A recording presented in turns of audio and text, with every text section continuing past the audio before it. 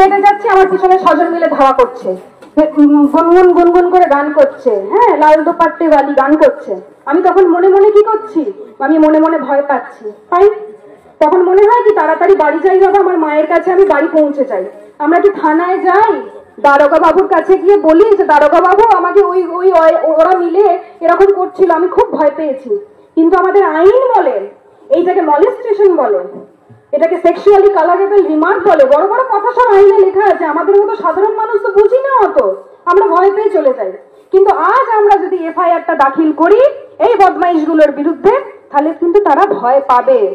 তাহলে সরকার বা প্রশাসন বা পুলিশ এরা জানবে যে হ্যাঁ এরকম কিছু লোকজন আছে যারা এরকম বদমাইশি করে মেয়েদের সঙ্গে। তাহলে এই যে 32,000 মেয়ে যাদের ধর্ষণের কথা বললাম, এরা তো এগিয়ে এসে এফআইআরটা করেছিল। তাহলে আরো কত 32,000 বা 50,000 মেয়ে এসে এফআইআরটা করেনি সেটা একবার ভেবে নিন, যারা বাড়িতে এখনো গুমড়ে গুমড়ে কাঁদছে। আমার আপনার বাড়িতেই তারা লুকিয়ে আছে, যারা ধর্ষণ হচ্ছে, যারা এগিয়ে আসতে পারেনি, যারা ভয় পেয়েছে। কি দেখাচ্ছে এই ভয়? আর একটা মানুষই মানুষকে ভয় দেখাচ্ছে। যে মানুষের জন্ম আমরাই দিয়েছি তারাই আমাদেরকে ভয় দেখাচ্ছে। কি অস্বাভাবিক! তারাই বলছে একদমই ভয়ের কথা এসে বলবে না। আমাদের কি করা উচিত? আমাদেরই দায়িত্ব নিতে হবে। এরা তো মানুষ নয়, এরা দুপায়ে হাঁটা জীব। আমি বলি মজা করে যে এরাও দুপায়ে হাঁটে, আমাদের মতো চোখ নাক আছে, কিন্তু এরা মানুষ নয়। এরা কি মানুষ? কি মনে হয় যারা একটা দিদিকে এভাবে মারতে পারে, যারা আর একটা মানুষকে ভয় দেখাতে পারে, তারা মানুষ হতে পারে? কোনোদিন হতে পারে? মানুষের কাজ কি? মানুষের পাশে এসে দাঁড়ানো। তাই আমরাই সবাই দায়িত্ব নিতে হবে, এরা যাতে একটু হয়ে মানুষ হতে পারে, তারা বুঝতে পারে যে তাদের কাজ একটা মেয়েকে ভয় দেখানো নয়, তার পাশে দাঁড়া, তাকে আশ্বাস দেয়া যে হ্যাঁ আমি তো তোমার দাদা, আমি তো তোমার ভাই, ভয় কি আছে, তুমি যাও না বাড়ি, এই কথাটাই বলা। তাই আসুন আমরা সবাই মিলে এই দায়িত্বটা নিই। এবং আমার দিদি তো বিচার পাবেই, যে দিদি হারিয়ে গেছে তার জন্য সারা বিশ্ব, সারা ভারতবর্ষ এবং সারা বিশ্ব লড়ে যাচ্ছি। এবং আর যাতে কোনো মেয়েকে অভয়া না হতে হয় সেই দায়িত্ব আমাদেরকে নিতে হবে, এড়িয়ে চলে গেলে হবে না। পাড়ার মোড়ে যখন একটা মেয়েকে শীষ দেবে, তার শরীর যখন একটা পা থেকে মাথা অবধি কেউ নোংরা চোখে দেখবে, তাকে যখন কেউ নোংরা মন্তব্য করবে, তাকে যখন কেউ ধাওয়া করবে, এগিয়ে আমাদেরকেই আসতে হবে, তাদের পাশে আমাদেরকেই দাঁড়াতে হবে। আমরা যারা ভালো মানুষ আছি আমাদেরকেই এই সমাজটাকে এগিয়ে নিয়ে আসতে হবে, নাহলে আমাদের পরিণতিও এই অভয়া নির্ভয়াদের মতনই হবে।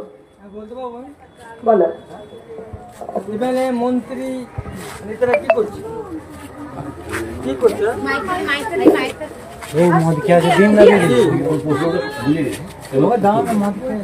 ঠিক আছে ঠিক আছে, প্রশ্ন করো। এমএলএ মন্ত্রীরা কি করছে? কি করছে? একেবারেই ঠিক কথা যে দায়িত্বটা সবার, ওপর থেকে শুরু করে দায়িত্বের নিচে। আমরা দেখেছি কলকাতায় যখন মিছিল হয়েছে, এই মিছিলের মধ্যে মেয়েদেরকে হেনস্থা করা হয়েছে। 14 তারিখ রাতে আমাদের এক আদিবাসী বোন, সে রাত জাগতে এসেছিল, তিলোত্তমার, সে বাড়ি যেতে পারেনি, তাকে ধর্ষণ করা হলো। কে করলো? আমার আপনার মতো মানুষ।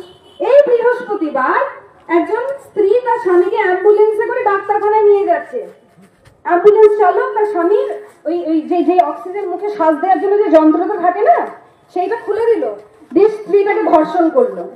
তাহলে ভাবতে পারছেন, তাহলে পুলিশ কি অ্যাম্বুলেন্সের ভেতরে থাকবে? তাহলে দায়িত্বটা কার? সবার। সিট সেজে বসে আছে, সেখান থেকে শুরু করে ফুটপাতে যে বসে আছে, দায়িত্বটা সবাইকে নিতে হবে। ঘরের কোণে পুলিশ থাকে না, স্বামীর সাথে আপনি যখন বিছানায় শুয়ে থাকেন তখন পুলিশ থাকে না। তাই দায়িত্বটা সবাইকেই নিতে হবে। শীর্ষে বসে আছে, সেও দায়িত্ব নেবে। যাদেরকে আমরা আমাদের লিডার, আমাদের প্রতিনিধি হিসেবে বানিয়েছি, তারা তো আমাদেরই, তারা তো অন্য কেউ নয়, তারা দায়িত্ব নেবে। তাদেরকে আমরা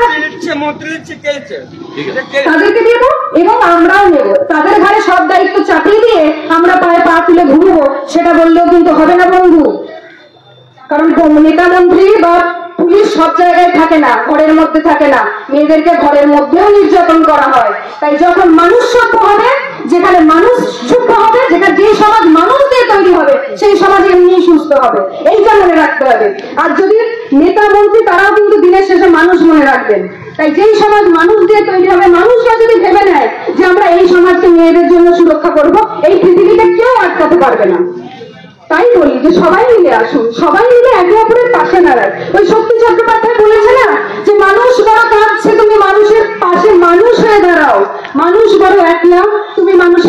দাঁড়াও, তার পাশে দাঁড়াও, এসে দাঁড়াও, ভেসে দাঁড়াও, ভালোবেসে দাঁড়াও।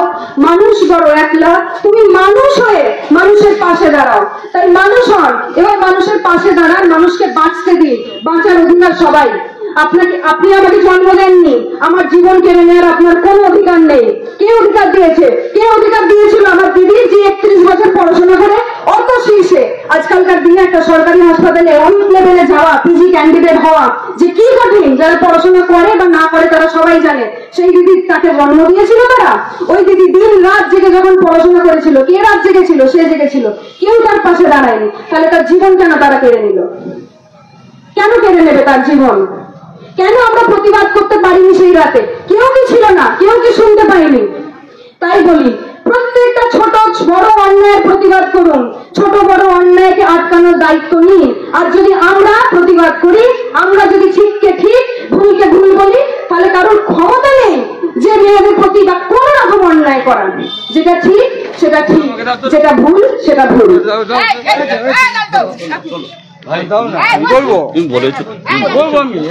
দিদি একটু আমি আরামবাগ টাইমসের দর্শকরা একটু থামো। আরামবাগ টাইমসের দর্শকদের জন্য যেটা জানতে চাইছি যে আজকে আপনারা আগে বলুন যে আপনাদের আজকে কর্মসূচিটা ঠিক কি, তারপরে প্রশ্নটা। হ্যাঁ, আজকে কর্মসূচি বলতে আজকেতে বলবো। আজকে আমাদের কর্মসূচি যেটা আমরা আমাদের পোস্টারে লিখেছি যে আমরা জমায়েত করব, ঠিক আছে, আমরা আলোচনা করব, আমরা মতামত শেয়ার করব। যে প্রত্যেকটা যেটা বললাম, প্রত্যেক মহিলার কিছু না কিছু ভয়াবহ অভিজ্ঞতা আছে এবং সেই অভিজ্ঞতা একে অপরের সাথে আলোচনা করা খুব প্রয়োজন। কেন প্রয়োজন? সেটা যদি আলোচনা করি তবেই একটা সলিউশনে আসতে পারি যে হ্যাঁ এর কি উপায় হতে পারে, সেটা আমরা করব। এবং যে দায়িত্বটা সবাই মিলে নেব, সেই অঙ্গীকারটাও আমরা নেব এবং আমরা অবশ্যই মিছিল এগিয়ে নিয়ে যাব। আমাদের দিদি যে আছে আর্জি করে তার প্রতিবাদ করব গান মিছিলের মাধ্যমে এবং আমরা জনসাধারণকে প্রশ্ন উত্তর করব, তাদের মতামত জানবো, তারা কি ভাবছে এবং তারা কিভাবে আগামী পদক্ষেপ নেবে তার নিজের যে ভবিষ্যৎ প্রজন্ম বা নিজেদেরকেও সুরক্ষিত রাখার জন্য। এইভাবে আজকে এটা বলছেন যে আরজিকর কাণ্ডে ন্যায় বিচার চেয়ে আজকে প্রায় 1 মাস হতে যাচ্ছে, আমরা এখনো পর্যন্ত কোনো রকম সদর্থক ভূমিকা দেখিনি, যেটা নিয়ে আমরা মাথা উঁচু করে বলতে পারি যে হ্যাঁ আমাদের এই রাজ্যেও বিচার হয়। আমরা এখনো কে প্রকৃত দোষী সেটা নিয়েও দ্বন্দ্বে আছি। প্রচুর প্রমাণ লোপাটের ব্যাপারও আমরা শুনছি।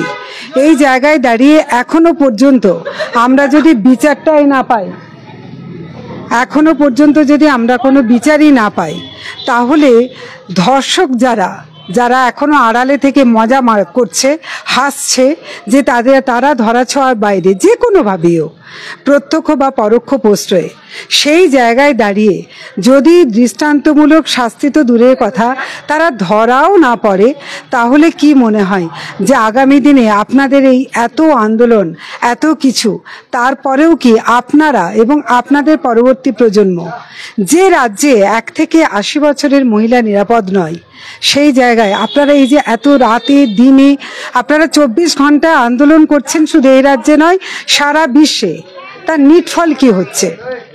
নিটফল প্রথমত এই আন্দোলন থেকে একটা জিনিস ভালো যে আমরা দেখতে পাচ্ছি যে বহু ভালো মানুষ যারা ঠিককে ঠিক ভুলকে ভুল বলার এখনো মেরুদণ্ডটা সোজা রেখেছে, তারা খুব বিচ্ছিন্নভাবে বিভিন্ন প্রান্তে ছড়িয়েছিল, তারা একত্রিত হয়েছে। এই যে একটা খুব ভালো জিনিস যেটা আমি ব্যক্তিগতভাবে অনুভব করতে পারছি, সেটা একটা খুব ভালো শক্তি দিচ্ছে, বাঁচার আশ্বাস দিচ্ছে। প্রথমত এটা একটা আন্দোলনের বলবো। আর একটা আন্দোলনের ভালো দিক যেটা আমি দেখতে পাচ্ছি সেটা হচ্ছে যে এই যে গণতন্ত্রে আমরা বলি যে voices of the people is very important, সেই ভয়েসেস অফ দি পিপল, মানুষের যে আওয়াজ সেটা কত দূর পৌঁছাতে পারে এবং সেইটা মানুষ একটা দেখিয়ে দিচ্ছে।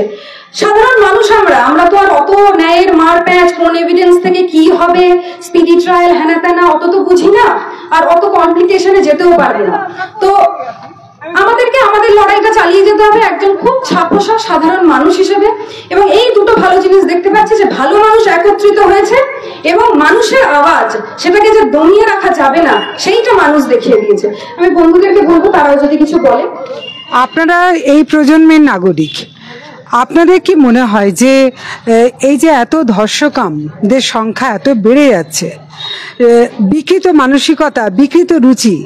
সেজন্য কি আগে যতটা প্রশাসনের পক্ষ থেকে এগিয়ে আসা দরকার, যতটা আইনের অনুশাসন, তার থেকেও বেশি কি পারিবারিক শিক্ষাটাকে খুব বেশি জরুরি? কারণ মা বাবারাই যদি প্রথম শিক্ষাগুরু হন, তাহলে সেই শিক্ষায় কি কোথাও ঘাটতি থাকছে যে সেই মা বাবার সেই সন্তানরা পরে একজন ধর্ষক হিসেবে পরিগণিত হচ্ছে? সে ডাক্তারি ধর্ষক যদি হয়, ডাক্তারি হোক, উকিলই হোক, যে কোনো পরিচয়। ধর্ষক মানেই তো অশিক্ষিত নয়। আমরা এই ধর্ষকের চেহারা শিক্ষিত মানুষের মধ্যেও দেখতে পাচ্ছি। তাহলে যেখানে কোয়ালিফিকেশন সবার হয়ে দাঁড়াচ্ছে না, এই জায়গায় কি মনে হয় যে পারিবারিক শিক্ষাটা খুব জরুরি ছোট থেকে? অবশ্যই আমি আপনার সাথে একমত, এবং এই ব্যাপারটা আমরা সবাই ভেবেছি যে একজন যখন ধর্ষক হিসেবে চিহ্নিত হয়, সে তখন অলরেডি একটা এজে গিয়ে পৌঁছে গেছে।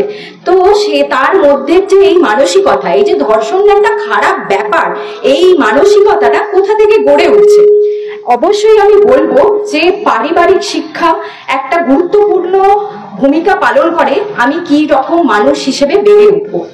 আমি যদি আমার বাড়ির শুরু থেকে, আমি ছোটবেলা থেকে যখন আমি কথা বলতে শিখি, সেটা আমি আমার বাড়ি থেকেই শিখি। আমি আমার বাবা মার মুখ থেকে যেটা শুনতে পাচ্ছি, যেরকম দেখতে পাচ্ছি, সেটা থেকেই আস্তে আস্তে আমি বড় হই। সেই বাবা মার আদর্শটাকে মেনে নিয়ে আমি সেই আদর্শকে ভিত্তি করে সেই, মানে আমি বলছি না যে যেরকম বাবা মার যা শিক্ষা পাবে মানুষটা সেই রকমই গড়ে উঠবে, কিন্তু তার পারিপার্শ্বিক অবস্থা বলুন, পারিপার্শ্বিক শিক্ষা ব্যবস্থা বলুন, সব কিছু আমরা তো আশেপাশ থেকে অনেক শিক্ষা গ্রহণ করি এবং পরিবারের মধ্যে থেকে অনেক শিক্ষা গ্রহণ করি। তো তার উপরে একটা সবসময় আমাদের সমাজের ওপরে মানুষ, আমরা কি মানুষ হিসেবে গড়ে উঠছি। হ্যাঁ, বাড়ির শিক্ষা অবশ্যই একটা বড় ভূমিকা পালন করে। আমি দোষটাকে দোষ বলে চিনতে পারবো এবং যেটা ভালো ব্যাপার সেইটাকেও, ভালোটাকেও সেইভাবেই অ্যাকনলেজ করতে শিখতে পারবো।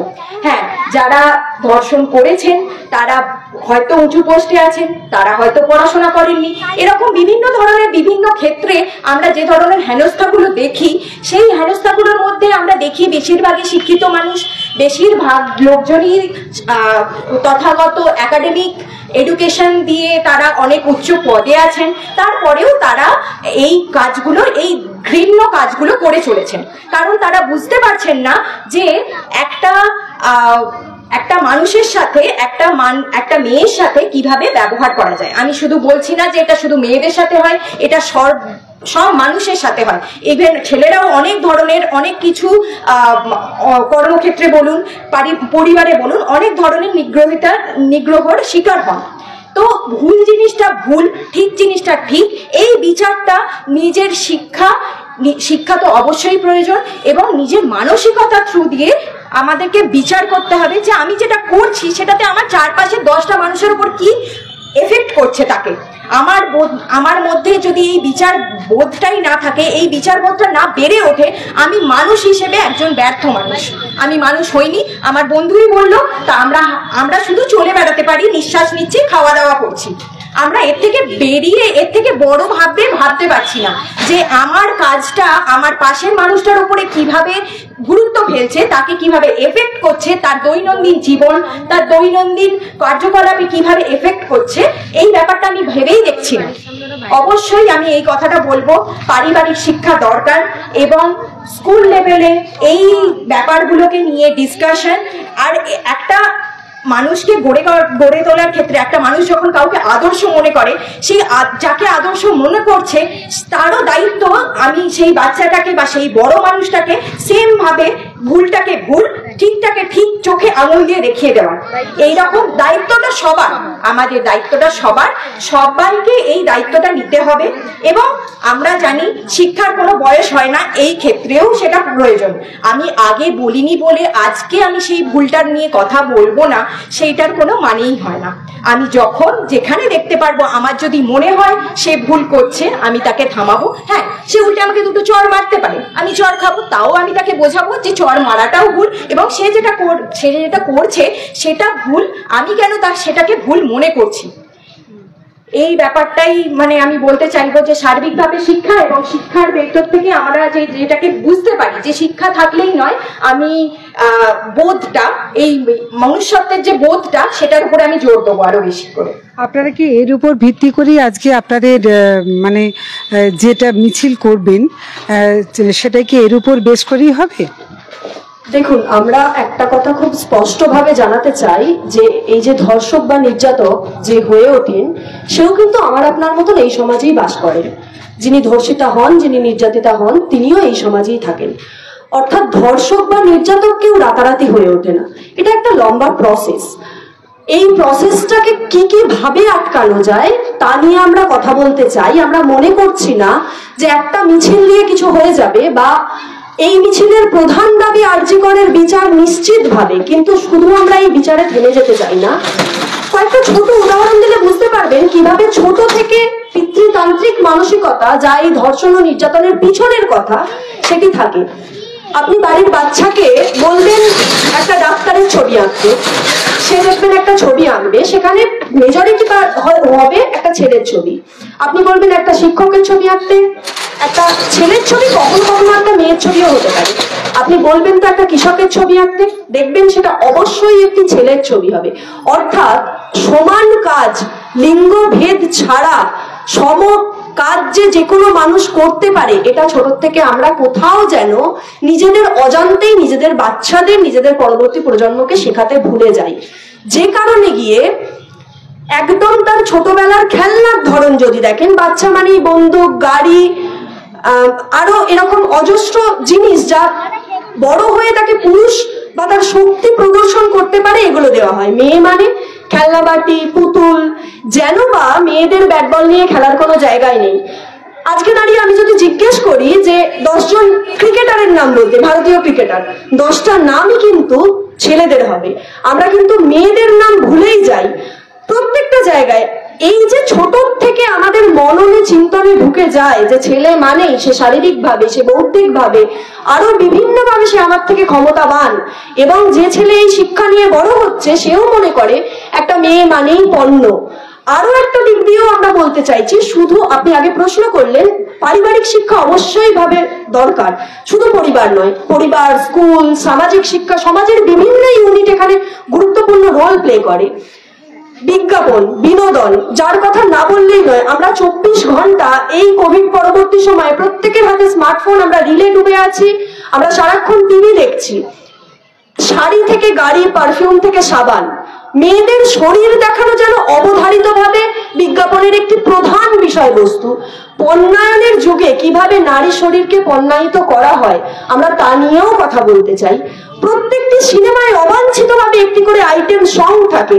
খেয়াল করতে বলবো, গানটির নামও আইটেম সং, এবং তার ভাষা যদি আপনি খেয়াল করেন তাহলে বুঝতে পারবেন কিভাবে একটি মেয়েকে বিভিন্ন ভাবে তার শরীর, তার চলন বলন, তার যাপন, তার জীবনকে বারবার সবার সামনে তুলে ধরা হয় নোংরা ভাবে। মনে রাখতে হবে, এইগুলো কিন্তু বারবারই যে মানসিকতাটাকে তৈরি করে, সেই মানসিকতাটাই কিন্তু ধর্ষকাম মানসিকতা, সেই মানসিকতাই কিন্তু ধর্ষক তৈরি করে। কারণ কেউ, আমরা এটুকু হলফ করে বলতে পারি, শুধুমাত্র যৌন লালসা পরিতৃপ্তির জন্য ধর্ষণ বা যৌন নির্যাতন হয় না।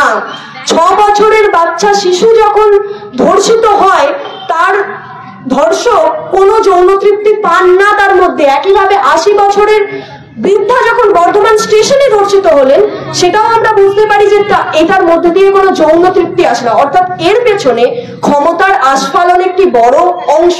আমরা প্রশ্ন করতে চাই সেই সমস্ত মানসিকতাকে, যেই মানসিকতাগুলো হয় নিজেরা এই কাজগুলি করে বা পরোক্ষভাবে করায় সহযোগিতা করে বা সেগুলোকে সাপোর্ট করে। কারণ আমরা দেখেছি আরজি করের মতন ঘটনার পরও প্রিন্সিপাল, ওই কলেজের প্রিন্সিপাল, প্রথম বক্তব্য দিয়েছিলেন মেয়েটি একা রাতে কেন সেমিনার হলে গিয়েছিল।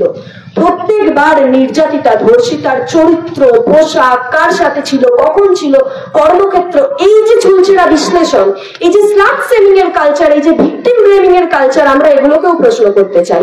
এবং আমরা বারবার এই কথা বলতে চাই যে একটা মিছিল, একটা প্রতিবাদ, একটা কোনো আইনের পরিবর্তন এ দিয়ে কিন্তু কিছু হওয়ার নয়। কারণ আমরা যদি নির্ভয়া কাণ্ড ভুলে না যাই, তাহলে আমরা দেখতে পাবো যে 2012 পর কিন্তু বিশাখা গাইডলাইন বলে একটি আইনের পরিবর্তন হয়েছে। আইন সমস্ত কিছু আছে, জনসাধারণ তা জানেন না, জানলেও আইন যারা রক্ষা করেন, যারা তা পালন করার দায়িত্ব নেন, তারা সঠিকভাবে তাদের দায়িত্ব পালন করে না।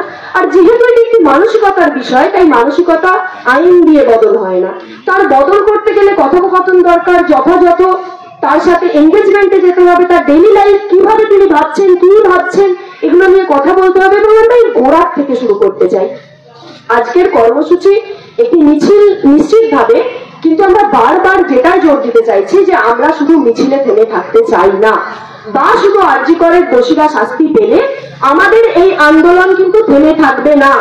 উই ওয়ান্ট জাস্টিস আজকের সমস্ত মিছিলের প্রথম স্লোগান। এই স্লোগান কিন্তু শুধু আরজি করের দোষীদের বিচার দাবি করে না, দাবি করে প্রত্যন্ত গ্রামে, বাড়িতে, বাসে, ট্রামে, স্কুলে, কলেজে, শুধু মেয়েরা নয়, প্রান্তিক লিঙ্গের মানুষেরা, ট্রান্সজেন্ডাররা, কুইয়াররা যেভাবে প্রতি মুহূর্তে যৌন হেনস্থার শিকার হন, সেই প্রত্যেকটি দোষীদের বিচার চাইছি। তাই আমাদের লড়াই এখানেই থেমে যাবে না, বরং সবে পথ চলা বলতে পারেন। আমাদের অনেক দীর্ঘ পরিকল্পনা আছে। যারা আমাদের কথা শুনছেন তাদেরকে বলবো, আমাদের সাথে সহযোগিতা করুন, আমাদের সাথে এনগেজ করুন। বাড়ির মেয়েটিকে নানা কিছু যেরকম শেখান স্বভাবতই, বাড়ির ছেলে থেকেও না অ্যাকসেপ্ট করতে শেখান, বাড়ির ছেলে থেকেও ছেলে না তৈরি করে, পুরুষ না তৈরি করে মানুষ তৈরি করতে শেখান। এই একটা শিক্ষাই বোধহয় ধর্ষক এবং নির্যাতক হয়ে ওঠার পথকে আটকে দিতে পারবে। সারা বিশ্বে জুড়ে যখন জাস্টিস চেয়ে এত কাণ্ড হচ্ছে, সেই অবস্থাতেও কিন্তু একজন চিত্র পরিচালককে একটি জঘন্য কাজে সাসপেন্ড করা হয়েছে। তারই আমরা মানে এখানে একটা প্রশ্ন আসতেই পারে যে আমরা কি সত্যিই সচেতন হলাম? এত আন্দোলন কলকাতার বুকে প্রতিনিয়ত, এত মানে প্রত্যেকটা মুহূর্তে আন্দোলন হচ্ছে, তারপরেও কিন্তু সেই চিত্র পরিচালককে সাসপেন্ড করতে হলো যৌন নির্যাতনের অভিযোগে। এরপরে কি বলবেন? শিক্ষিত মানুষ তারা তো আরো মুখ পুড়াচ্ছে বেশি, না?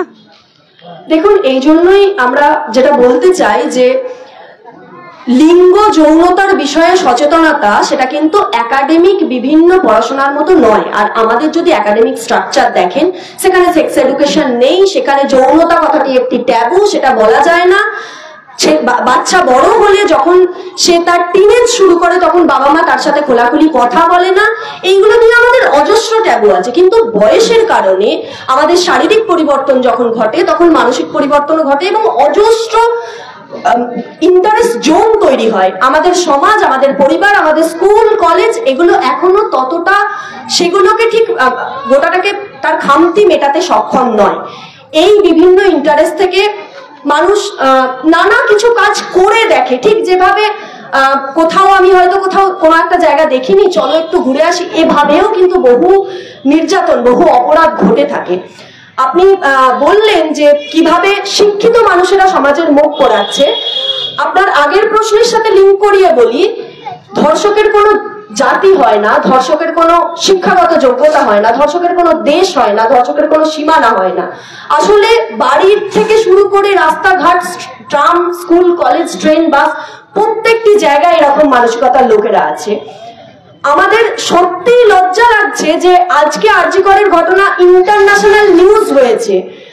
2024-এ দাঁড়িয়ে একজন মেয়ে হয়ে রাস্তার মোড়ে দাঁড়িয়ে এটা নিয়ে কথা বলতে হয়, এটা আমার কাছে লজ্জিত। আমি একই সাথে এটাও বলতে চাই, যে কোনো সময় আপনি যদি ইতিহাসের পাতা ঘেটে দেখেন, ক্ষমতায় যে সরকারই থাক, যে শাসকই থাক, সে যে বারে বারে ব্যর্থ হয়েছে নারী সুরক্ষা বলবো না, নাগরিক সুরক্ষা দিতে, এ কথা আজকে বলতে কোনো দ্বিধা নেই।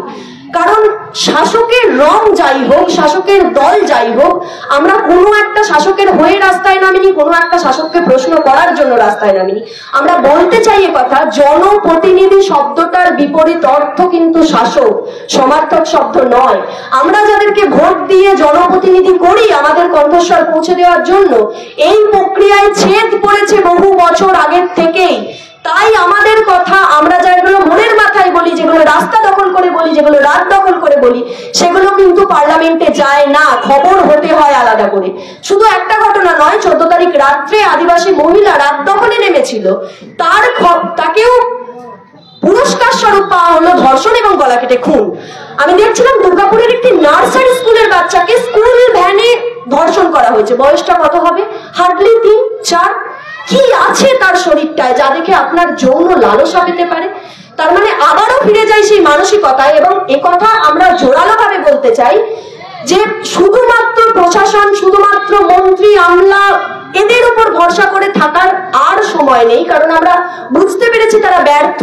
সময় এসেছে আমাকে আপনাকে হাতে হাত লাগিয়ে এই সমাজটাকে গঠন করার দিকে এগোতে হবে, এবং আমরা এই সমাজ গঠনের পথে নেমেছি। সেখানে সবার সহযোগিতা চাই, কিন্তু আমরা কারোর ওপর ভরসা করে নিজেদের দায়িত্বটুকু আর এড়িয়ে যেতে পারবো না। অনেক ধন্যবাদ। আপনারা শুনলেন যে এখানে একদমই সদ্য তরুণী বলা যায় বেশ কয়েকজন, তারা আজকে একটা মিছিল সংগঠিত করছেন এবং সেই মিছিলে তাদের কিন্তু একটাই প্রশ্ন, এরপর কি? অত্যন্ত কঠিন একটা প্রশ্ন তারা লিখেছেন, যে তাদের প্রশ্নটা হয়েছে এরপর কি। তারা উই ওয়ান্ট জাস্টিস লেখেননি, তারা কিন্তু চিৎকার করে অন্য কিছু স্লোগান দিচ্ছেন তা নয়, তারা কিন্তু প্রশ্ন করছেন এরপর কি। এবং তারা আর কি কি লিখেছেন আমি ধীরে ধীরে আপনাদের কাছে সেটা দেখাবো। ব্যানারগুলো ধরুন, ব্যানারগুলো ধরে একটু দাঁড়ান, আমি ছবিটা নেব। এখানে দেখতে পাচ্ছি একটি বোন, তার হাতে আছে নারী যদি এগিয়ে যায় সমাজ নতুন আলো পায়। আর এক দিদি লিখেছেন নারীর অধিকার সমাজের অধিকার। বলতে হচ্ছে মানে 21 শতাব্দীর মধ্যে দাঁড়িয়েও বলতে হচ্ছে নারীর অধিকার সমাজের অঙ্গীকার। আর এক দিদির হাতে আমরা দেখতে পাচ্ছি সমতা আনো সমাজ জাগো। এখানে আবার আছে জাস্টিস ফর আরজি কর। আমরা এইভাবে এগিয়ে যাচ্ছি। একেবারে এ লজ্জা নারী না এ লজ্জা রাষ্ট্রের? এই প্রশ্নের উত্তর আপনারাই দিতে পারবেন। এ লজ্জা নারী না এ লজ্জা রাষ্ট্রের? আমরা এইভাবেই দেখাচ্ছি, আমরা এগিয়ে যাচ্ছি। অসহায় হয়ে পথে নেমেছি এবং এই সাধারণ মানুষ আমি আপনি সবাই যেই অধিকার যেই লড়াই নেমেছি সেটা আমার আপনার সবাই লড়াই। এই লড়াই লড়তে গিয়ে কোনো আলাদা স্ট্যাম্প, কোনো আলাদা প্রাতিষ্ঠানিক সংযোগের প্রয়োজন আছে বলে আমরা মনে করিনি। তাই কোনো স্ট্যাম্প আমরা নিজেদের গায়ে লাগাচ্ছি না। আমরা কারা? আমরা আমি আপনি সবাই মিলেই আমরা, এবং এই সমাজ সংস্করণের কাজ সবাইকে কাঁধে কাঁধ মিলিয়েই চলতে হবে। সেই সহ পরিক্রমা করবেন একটাই প্রশ্ন করে, এরপর কি? এই লিঙ্গ বৈষম্যের উচ্ছেদ, ধর্ষকাম থেকে মুক্তি এবং সুশিক্ষার প্রসার, এবং একই সাথে অভয়া। আর যাতে কোনো মেয়ের পরিণতি অভয়া না হয় সেই জন্য আমাদের কি কি করণীয়, বহু ক্ষেত্রে ছোট ছোট ক্ষেত্রে করণীয়, সেগুলো আমাদের মত রাখবো। কিছু প্রয়োজনীয়তা পদক্ষেপের কথা আমরা লিখেছি, সেগুলো আমরা বলবো, এবং কিছু সচেতনতা আইনি বিষয়ে কিছু সচেতনতা, মহিলাদের কিছু মহিলা আইন, নারী সুরক্ষা যে আইন আছে সেই নিয়ে সচেতনতার কথাও আমরা বলবো এই পথে। একটাই কথা, আবার শক্তি চট্টোপাধ্যায়ের সেই কথা বলবো, মানুষ বড় কাঁদছে, তুমি মানুষ হয়ে মানুষের পাশে এসে দাঁড়াও। মানুষ বড় একলা, তুমি তার পাশে দাঁড়াও, এসে দাঁড়াও, ভেসে দাঁড়াও, ভালোবেসে দাঁড়াও। মানুষ বড় কাঁদছে, তুমি মানুষ হয়ে মানুষের পাশে দাঁড়াও। তাই এই সকল দুপায়ে হাঁটা মুখোশধারী জীবদের মুখোশ খুলে দিন এবং তাদেরকে মানুষ করার দায়িত্বটা, আসুন আমরা যারা মানুষ, যাদের মেরুদণ্ড এখনো বাজারে পাওয়া যায় না, যাদের মেরুদণ্ড এখনো ভেঙে গুড়িয়ে দেওয়া হয়নি, তারা এই অমানুষ দুপায়ে হাঁটা জীবদেরকে মানুষ হিসেবে গড়ে তুলি এবং আমাদের ভবিষ্যৎ প্রজন্ম এবং আমাদের জন্য একটা সুস্থ সমাজ গঠন করি। আমরা এবার শুরু করব। আমি রিকোয়েস্ট করবো আমার সামনে যারা দাঁড়িয়ে আছেন আপনারা চলতে শুরু করুন। আর আমি যে স্লোগানগুলো দিচ্ছি যদি আপনাদের জাস্টিফাইড মনে হয় আমার সাথে গলা মেলান।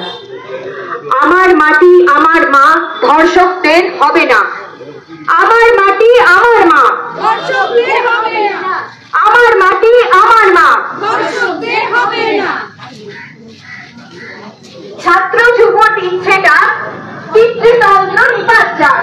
ছাত্র যুব দিচ্ছে ডাক, পিতৃতন্ত্রের ছাত্র যুব দিচ্ছে ডাক,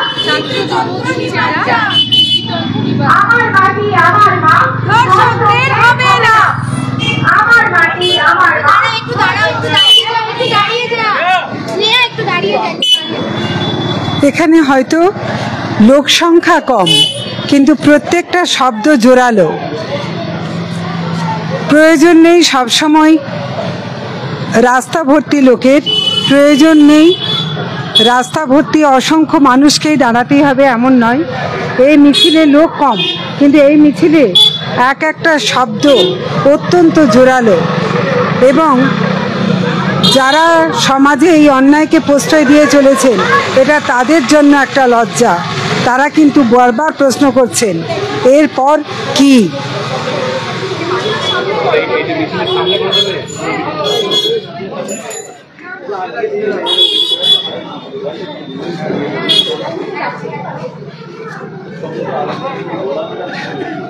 দুজনকে বুক করে করেছে।